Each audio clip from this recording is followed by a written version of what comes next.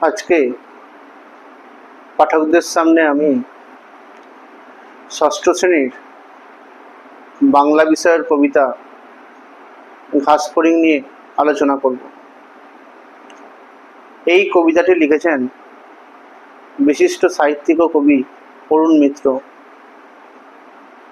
অরুণ মিত্র বাংলা ভাষার পাশাপাশি ফরাসি ভাষা ও সাহিত্যেও বিশেষজ্ঞ ছিলেন।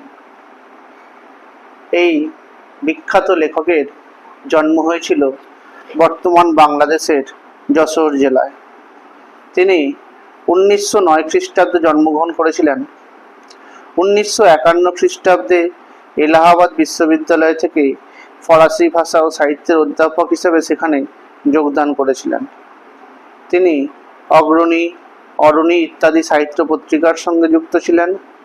এছাড়াও তার লেখা উল্লেখযোগ্য কাব্যগ্রন্থগুলি হল প্রান্তরেখা, উৎসের দিকে, ঘনিষ্ঠ তাপ, মঞ্চের বাইরে মাটিতে, এই অমৃত এই গরল, উচ্ছন্ন পৃথিবীর সুখ দুঃখ ইত্যাদি। এই মহান কবি ও সাহিত্যিকের 2000 সালে মৃত্যু হয়।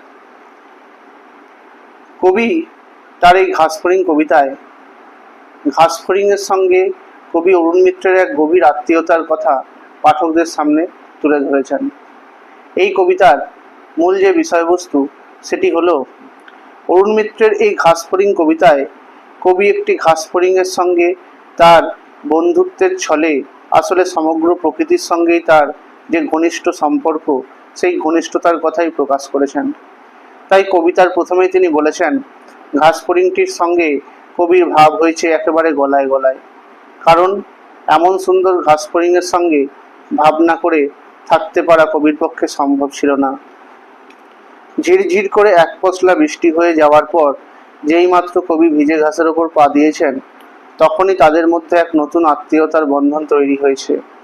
সেই সূত্রেই ঘাসফড়িং নিজের সবুজ মাথা তুলে তাকে প্রচুর খেলা দেখালো। সেই ঘাসফড়িংয়ের কাছ থেকে চলে আসার সময় কবির তাই ভীষণ মন খারাপ হয়ে যায়। তাকে অর্থাৎ ঘাসফড়িংকে কবি বলে আসেন যে তিনি আবার তার কাছে ফিরে আসবেন।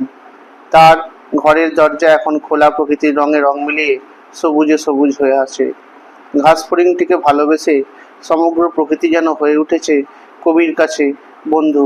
সেই জন্যই সেই মুহূর্তে আবারও ঝিরঝির করে বৃষ্টি শুরু হলে তখন কবির আবার ঘাসফড়িংয়ের কথা মনে পড়ে যায়, আর তিনি স্থির করেন তিনি আবার সেখানে ফিরে যাবেন, অর্থাৎ সেই ভিজে ঘাসের ওপর।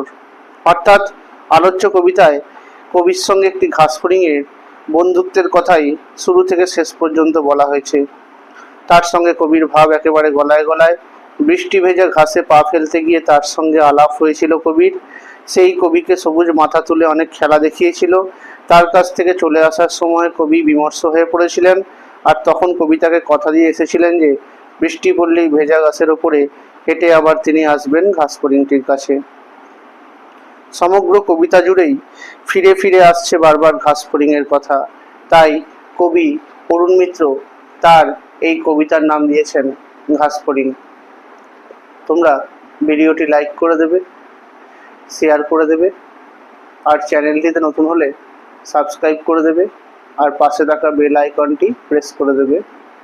তোমরা আমার ফেসবুক পেজটি ফলো করে দেবে, আর আমাকে ইনস্টাগ্রামেও ফলো করে দেবে। ধন্যবাদ।